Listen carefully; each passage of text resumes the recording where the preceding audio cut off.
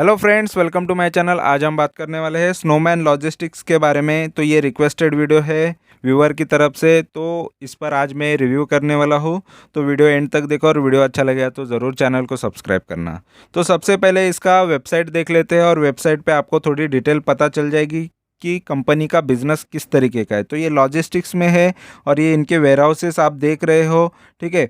और यहाँ पर ये India's leading integrated temperature control logistic service ये प्रोवाइडर है, ठीक है।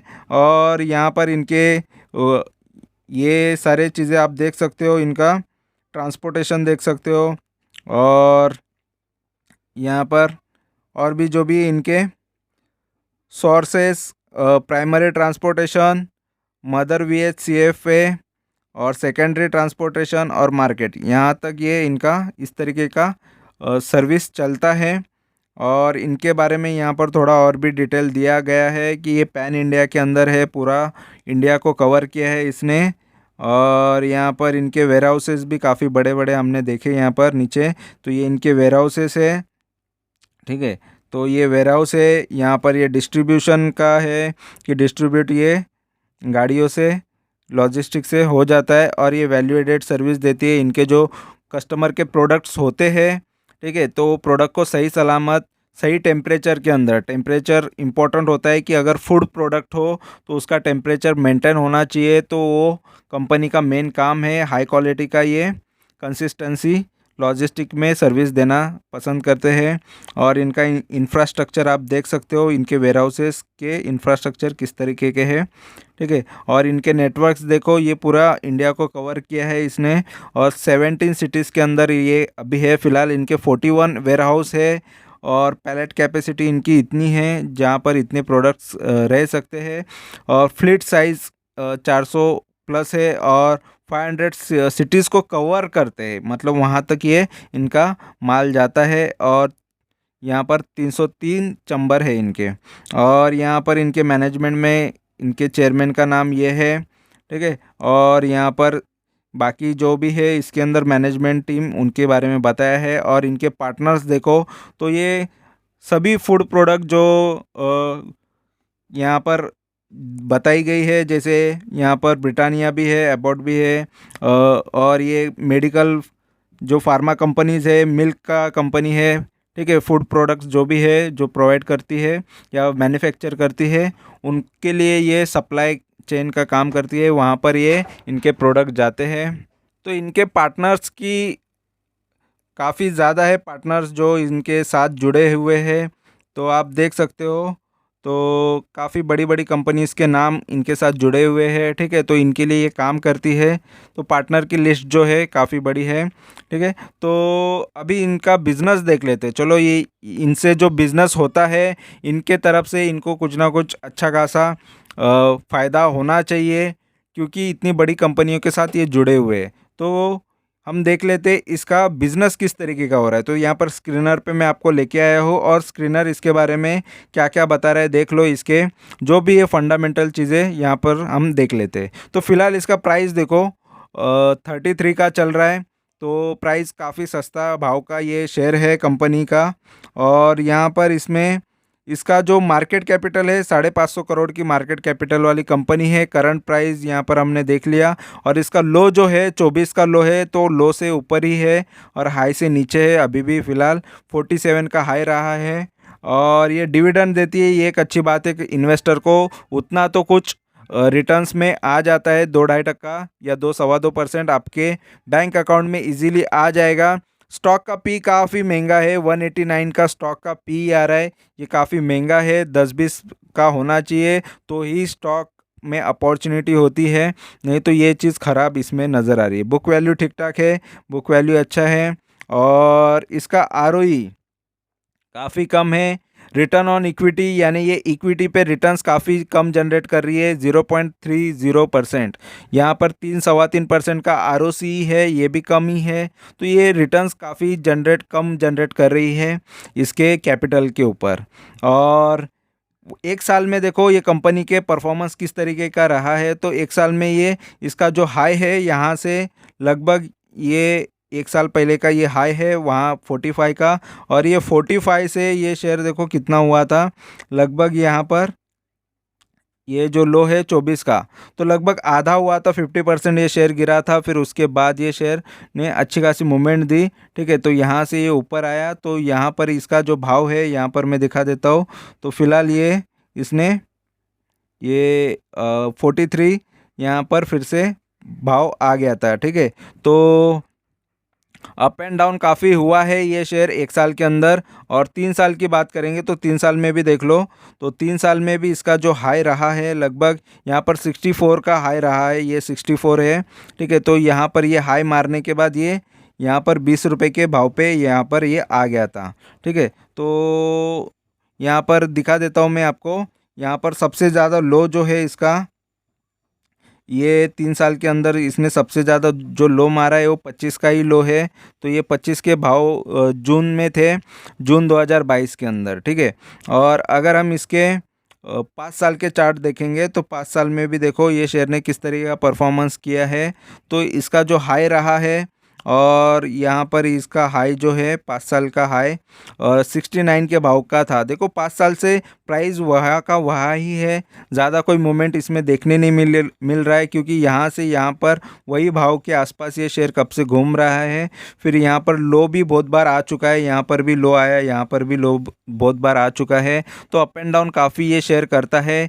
तो इन्वेस्टर को कोई अच्छे रिटर्न्स यहाँ पर लॉन्ग टर्म में मिलते नहीं हैं, ठीक है। ये शॉर्ट टर्म में ही कोई इन्वेस्ट करके रखेगा उनके लिए रिटर्न्स अच्छे हैं, ठीक है। और यहाँ पर अगर हम देखेंगे इसके 10 साल के रिटर्न, ठीक है, और ये 10 साल यानी लगभग ये 2014 से ही ये मार्केट में, यहाँ पर आप देख सकते हो 2014 से ये मार्केट के अंदर है। और तभी 78 के प्राइस से ये कंपनी आई थी, और उसके बाद इसका प्राइस देखो कितना हुआ था, लगभग 113 तक गया इसका भाव, ठीक है। ये 113 2014 21 नवंबर 2014, 21 नवंबर 2014 के बाद यहाँ पर आपको गिरावट देखने मिली। फिर उठा शेयर, फिर गिरा, फिर उठा, फिर नीचे, फिर यहाँ पर ये डाउन साइड इसने दिखाया है।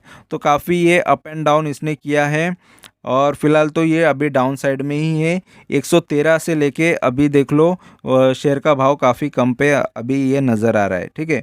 तो लगभग 30 के रेंज में आ रहा है। तो काफ़ी एक गिरावट इसने दिखाई है। तो 10 साल से जो भी इन्वेस्टेड रहेगा उनके लिए कोई ये कंपनी ने फ़ायदा कराया नहीं है, ठीक है। और मैक्स में भी वही बताएंगे, क्योंकि ये 2014 से ही मार्केट में आई हुई है कंपनी, इसलिए। और इसमें प्रॉज एंड कॉन्स की बात करेंगे तो देखो पॉजिटिव इसमें यहाँ पर कुछ भी नहीं है, और सारी चीज़ें नेगेटिव नज़र आ रही है। जो इसका लो इंटरेस्ट कवरेज रेशियो यानी कंपनी पे लोन ज़्यादा है यहाँ पर ये बता रहा है। और पुअर सेल्स है, इसके सेल्स काफ़ी ख़राब है। 8 साढ़े 8% का यहाँ पर कंपनी का सेल्स का ग्रोथ है 5 साल के हिसाब से, तो ये काफ़ी ख़राब है ये भी। और इक्विटी, रिटर्न ऑन इक्विटी ये भी ख़राब है, 3 साल के हिसाब से माइनस में चल रहा है रिटर्न ऑन इक्विटी। और कैपिटलाइजिंग द इंटरेस्ट कॉस्ट, ये भी पॉइंट तभी आता है जब कंपनी पे लोन ज़्यादा हो। तो लोन कितना है ये भी हम आगे देखेंगे। और यहाँ पर देखो स्नोमैन लॉजिस्टिक एंड में इसका नाम आ रहा है, क्योंकि इसका मार्केट कैपिटल 550 करोड़ की मार्केट कैपिटल है, इस वजह से। और इसमें देखो सबसे टॉप पे कंपनी है ये ही सेम सेक्टर के अंदर, लॉजिस्टिक के अंदर, जो है कंटेनर कॉर्प। तो कंटेनर कॉर्प का 42,000 करोड़ का मार्केट कैपिटल है, इसमें ये टॉप पे है। और इसके क्वार्टरली रिजल्ट्स की बात करेंगे तो देखो क्वार्टरली रिजल्ट्स में इसके 2019 जून 2019 से लेके जून 2022 तक 62 करोड़ का कंपनी ने जून 2019 में सेल किया। अभी देखो 87, तो थोड़ा बहुत यहाँ पर ग्रोथ देखने मिला है। और एक्सपेंसेस 45 और अभी 67, और यहाँ पर ऑपरेटिंग प्रॉफिट 16 करोड़, यहाँ पर 20 करोड़।